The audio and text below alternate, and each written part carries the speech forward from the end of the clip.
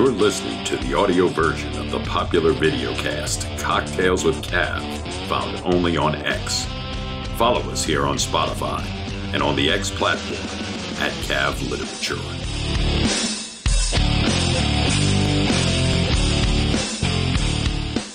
How's everybody doing this beautiful Wednesday hump day? I am so excited at episode 10 about to go down.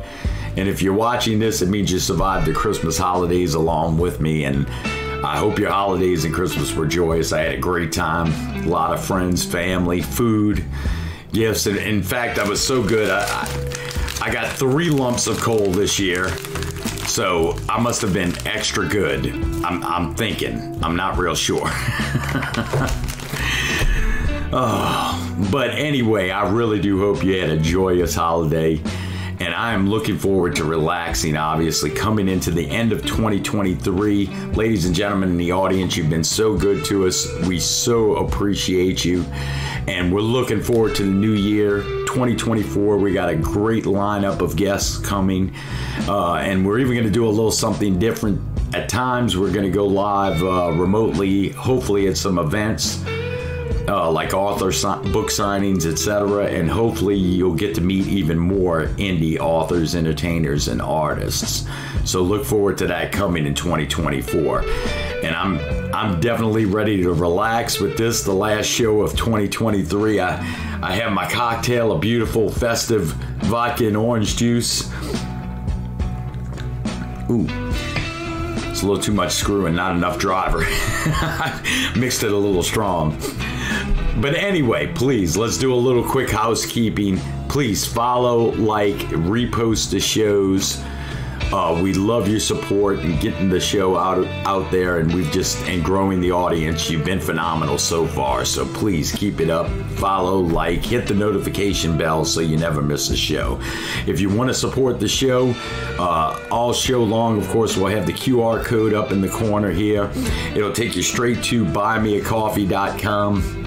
Cheap cup of coffee will support the show. We'd love to have your help to keep bringing you all these great guests on the show. And so please, and if you want to get crazy, you can support the show with some merch. We have some great merch. What do we have for you here? We got all kinds of things. The official Cocktails with Cav drinking glass, hats, coffee mugs, to-go coffee mugs. It's great stuff. You just check us out, please. And that QR code for the merch will take you straight to our merch page as well. So we'd appreciate your support, and we look forward to continuing to be able to bring you the shows. Well, enough of all of that. Please, ladies and gentlemen, help me welcome to the stage the incredible author, our guest tonight, Mr. David Pipe. Oh, how you doing, David? Glad you could join us, coming to us live all the way from Hamburg, Germany. How are you, sir? Thank you, George. Yeah, fine, thanks. It's not such nice weather out here, but everything's okay. Oh, awesome. Well, man, I was excited to have you on, David. I've interacted with you a little on X, and just a great sense of humor, and I see you doing all kinds of things with your wife, which is wonderful. Yeah.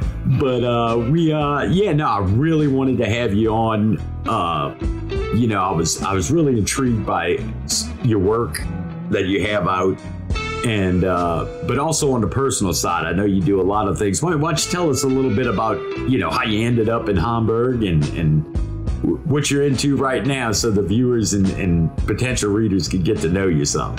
Yeah, I came to Hamburg in 1984. I studied chemistry. I did a PhD at Imperial College, and I did a couple of postdocs. I'd been living in South Africa, and I was married to a South African girl at that time. And we were living in the UK, and she wasn't very happy in the UK, so I was looking for a job in Europe and outside of the UK. And something came up in Hamburg. So I changed from pharmaceutical research and went into the lubricants industry, essentially. Wow. So I joined Texaco in Hamburg. So you've you kind of ran the gamut. Yeah. That's wonderful. And you just decided to stay in Hamburg. Yeah. Unfortunately, the marriage broke up some years ago, and I'm now married to a German girl. Yeah, that was my first wife. I lived in Germany myself, and those German girls are wonderful. Yeah, so I came over in 1984 and joined the lubricants industry, and eventually got involved in industrial politics.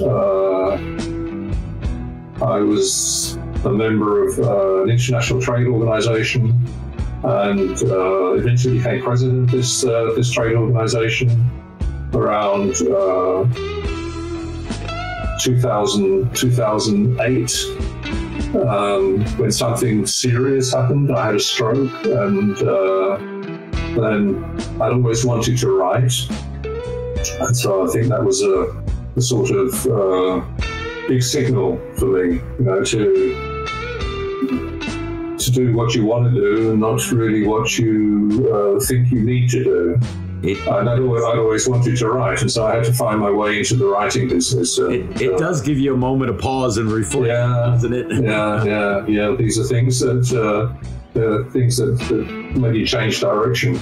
Right. And I had to learn. I wanted to write, and so I had to learn the writing business. And I tried all kinds of different things with online systems and modal systems where you get sort of 24 different projects that you have to work on, but I really only wanted to write novels. And so I eventually found my way into it. I think the best thing I did was reading Stephen King's On Writing, and that gave me the kick to find my way into writing. And he works on the basis of always asking the question, what would happen if? Right. What would happen if? And I've been on a bike tour. I've got loads of notebooks where I've written all kinds of things down which I might use for a story, but I've been on a bike trip in England, and when my mother was still alive, and I went and visited her for a while, and then did a bike trip. And then on the last night of my bike trip, I'd done about 100 miles on the bike, and I went to a small village, and there was a folk festival there, and there weren't any rooms. I was just sort of looking for bed and breakfast on spec. And so they sent me to a farm about another 5 miles outside of the village, and the hostess was a really strange lady, and she invited me in, made tea, told me a complete life story, and her life essentially stopped when her son committed suicide. And she was really frightening. She was really frightening. So she told me this whole story, and I went down to the pub, back into the village, and had something to eat, and went back. And when I got back in, I pulled a large chest across the door so that she couldn't get in. She was really that scary. And then I thought I got a story, because I asked the question, what would happen if? And I said, what would happen if this lady kept travellers as prisoners, as a substitute for her son? And that was the beginning of the story. And I started mapping it out from there. And I'd lived in Cornwall, in the southwest of England for a while. Wild coastlands, moorland. And so I relocated the story to Cornwall and put it in a bed and breakfast place in Cornwall that was previously an old tin mine. It was the administration house of an old tin mine, and it had been converted into a bed and breakfast place. And she kept these young lads who were on bike tours prisoner in the workshops in the shaft of the tin mine, which ran out under the sea. And that's where the first story started. Oh, and what was that? Sorry? Yeah, and so did you publish that work? Because that was the beginning of Sacrificing Starlight. Okay. Yeah, it's one of the works up you have available on Amazon. Yeah, that's right. That's a heck of a story. Because the guy who was traveling, who was taken prisoner, was put in the workshop in the old shaft, and he heard noises and he heard squeaks, and he thought the squeaks were rats and mice and things in the shaft, and they were actually small children.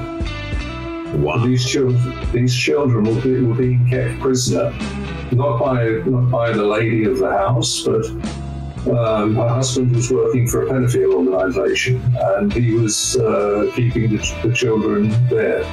And so Sacrificing Starlight became a story about breaking up a pedophile ring, and it started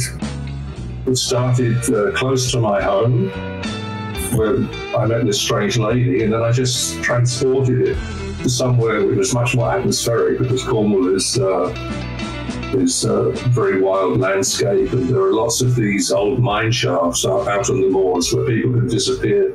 Old monasteries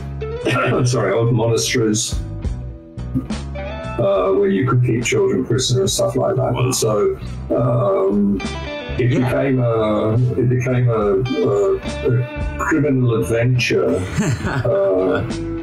with the main investigator trying to break down this pedophile ring, which was part of an international ring. Oh. And so that was the origin of getting into writing, and that was the basis of Sacrificing Starlight. Well, I tell you what, that story sounds incredible, and it was an interesting scenario. That was the impetus that turned into Sacrificing Starlight. It definitely it sounds like a great read for sure. And I tell you what, the way you told the story, it had me a little on edge myself. I'm glad I have cocktails. That's why I should have cocktails with calves, some of this stuff. Yeah.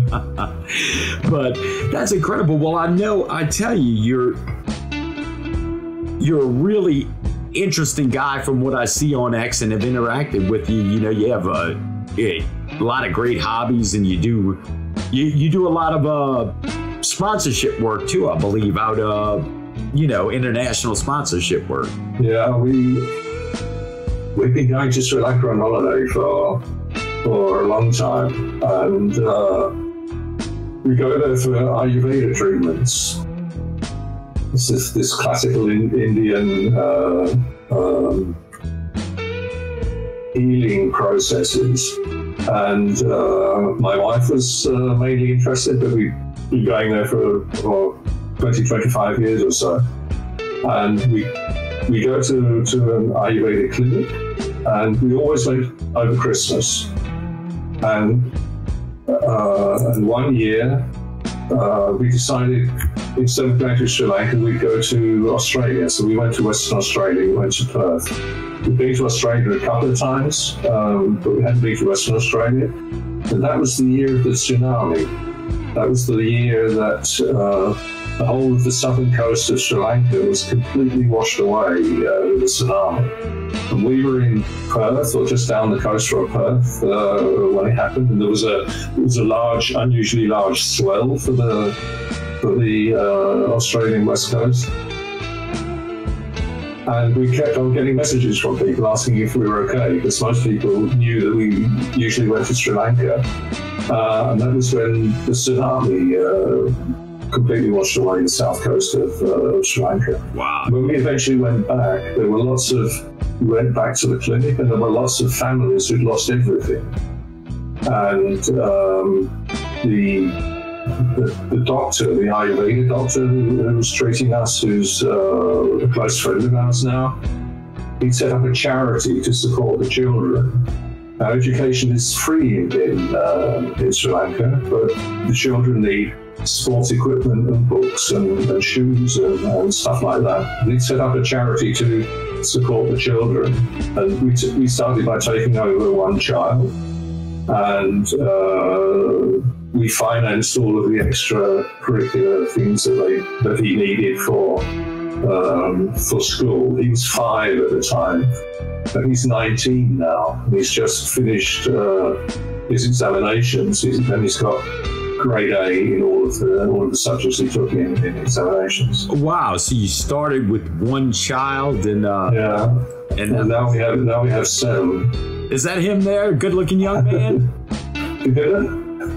Sorry. Is that him there? That good-looking young man there? Is that your first child you talked about sponsoring? I can't see what you're. Oh, okay. I didn't know if you could see the screen share behind us. No. Oh, okay. Well, I'm not sure there's a picture of him in the pictures I sent you. Oh, okay. But we now have 7, and we sponsor other projects. There's a group of children there that are holding packages, and they were all. So that's the young man. Yeah, that's Uvindo. There it is. You said he must have clicked off. I didn't see it. Yeah, what's his name? Uvindo. That's And he'd be about 8 or 9 there, but he's 19 now. Oh, amazing! And over the years, we've taken on more children, and we have a total of 7 children. There's a group of children I sent a picture of. They had the opportunity to go to the public school, but they didn't have enough money to pay for the books and pencils and pens and stuff that they needed. And if they hadn't had that support, then they wouldn't have been able to go to the school. Now, this stuff costs something like $2 per child. It's not that it's an enormous amount of money, but it's being in a situation to be able to help. And we have this communication through Dr. Budika, the Ayurveda doctor, and we send money regularly to him privately, and he makes sure that the children have all of the necessary things they need to go to school and for the sports equipment and stuff like that. Oh, that's wonderful. And I tell you, maybe some other people can keep that in mind, that it doesn't take a whole lot of.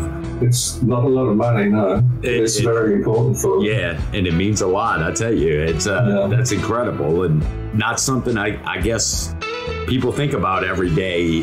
That really $2, like you said, would make the difference between 7 kids able to attend the school, and that's incredible work.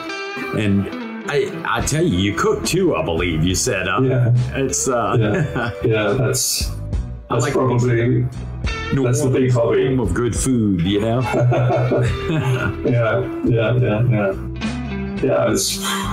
It probably I've cooked for a long time, but it probably really got serious during the pandemic. Right. Because we would normally go out to eat quite a lot, and that wasn't possible during the pandemic because we had closed down here as well. And so I cook almost every evening. We've got a lot of. My wife selects the recipes and tells me what I'm going to cook in the evening. Goes out and buys the stuff, and then I cook in the evening. Oh, that's wonderful stuff. You've probably seen the pictures on X as well, no? Yeah. It does. It piqued my interest. Like I said, here in New Orleans, we pride ourselves on food. That's for sure. Yeah.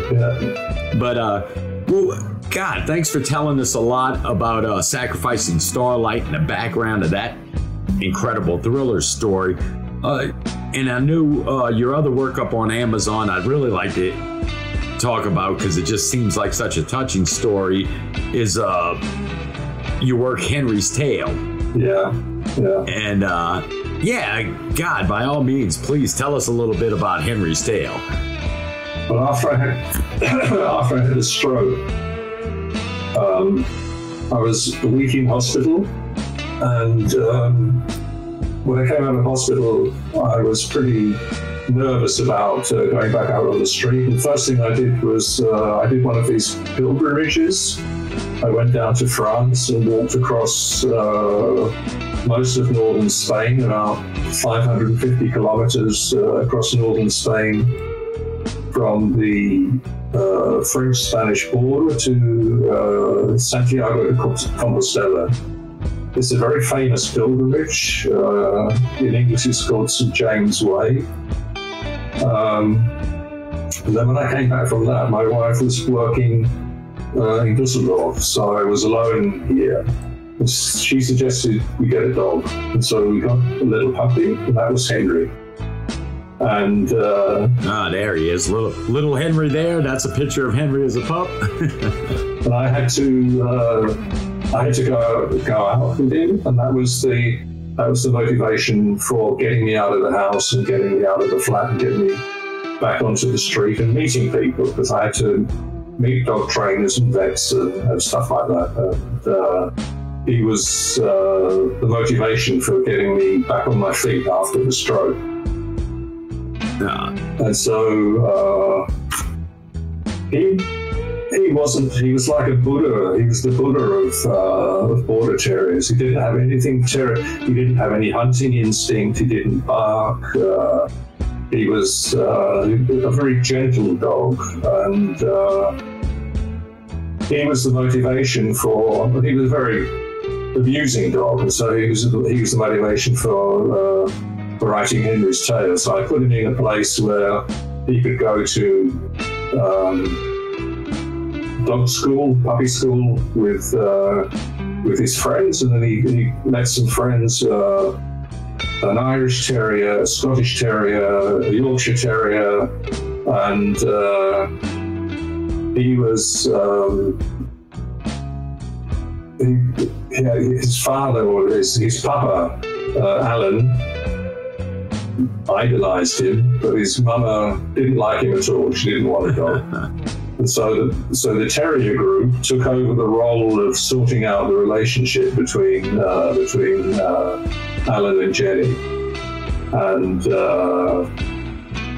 that's really the beginning of the story of Henry's tale. It's about how dogs see the world and how dogs see relationships, and it's a tale of love and loyalty between a dog and his master.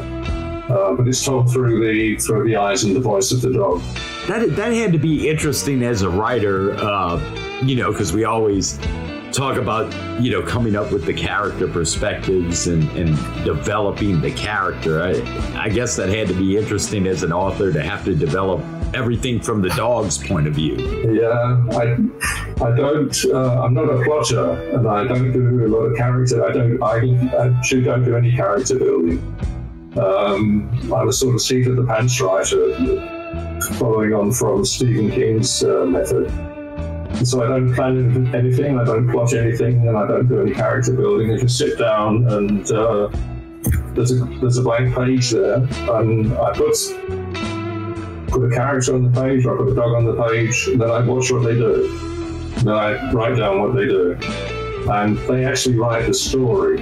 I just write down what they're doing on the page. And so it's what Stephen King says. He says, if I don't know what's going to happen on the next page, then the reader is never going to know. And I think that's the element of surprise that you get in writing that way. And that's the way I wrote both books. I wrote both books that way, without plotting, without doing any character building or whatever. And it just sort of panned out. Let the story happen. Right? Yeah, and that's every author has their own methodology, and that's great, and especially in this little, in this touching book with Henry's tale and the dogs. Do we have a spoiler alert for Cocktails with Cab? What happens? Well. His master and his girlfriend don't have a very good relationship, and so the terriers decide they have to work on that. Right. And it reaches a point where one of Henry's very best friends is an English bulldog, and he's been put out by his master. And he thinks that they've put him out because they're going on holiday, but they've actually emigrated. They've left England, they've gone to New Zealand. And so Bully is living in a park, and Henry's very unhappy at home. So the two of them decide that they're going to go on a trip. And they take the train down to London and go across London on get a taxi at Euston Station, go across London, and then get a taxi from the station down to Southend, where Bully has his family. And they go and visit Bully's family, and they do all of this on their own, without. They just latch on to people when they need to go through the ticket barrier, and they get all the way down to Southend. And it does. That just sounds like a wonderful, heartwarming tale, you know? Yeah. But he has to go back on his own because Bully decides to stay with his family. So he has to go back to London and go across London and get a tube and then get on a train and get back up to where his home is. And that's pretty scary. Yeah, I bet. God, it sounds like a wonderful tale. Definitely another good read. And is Henry still with you, or? No, unfortunately, we had to let him go. He was nearly 15, and he became very ill in April of this year, and so we had to let him go. Well, yeah, definitely. Henry. We already love Henry as a character. Yeah.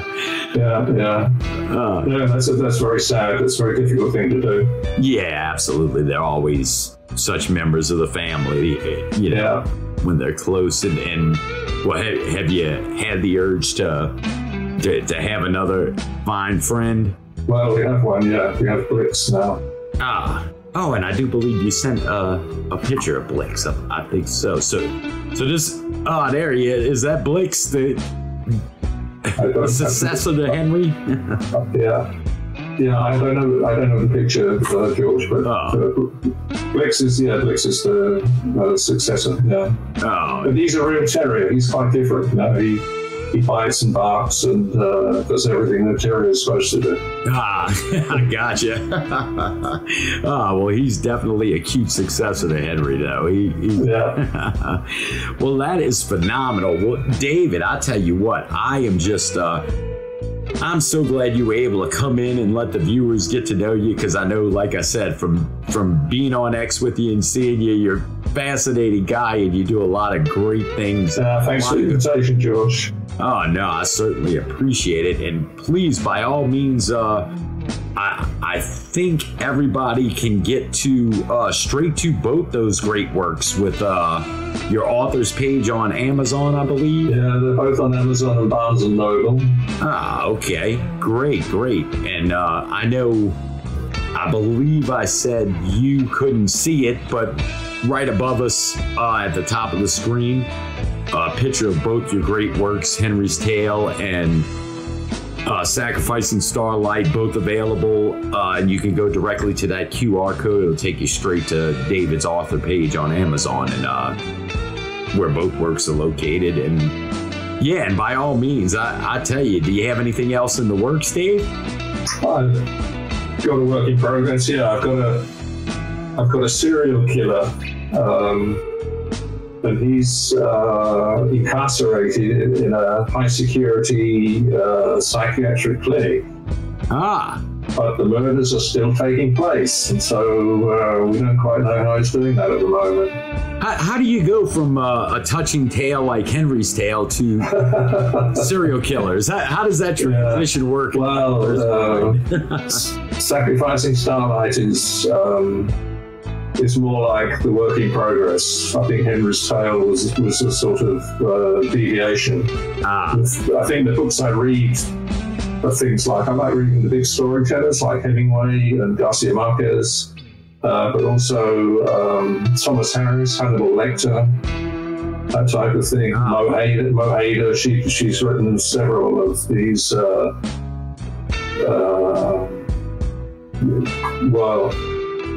fairly violent thrillers, but in the line of Hannibal Lecter, Thomas Harris. That's the sort of stuff I read. Yeah, myself as well. think I've mentioned it a couple of times on the shows that, you know, I'm very intrigued by the dark character and what drives them, you know. So it's fascinating to me. But and hopefully the readers will find that fascinating in your stories.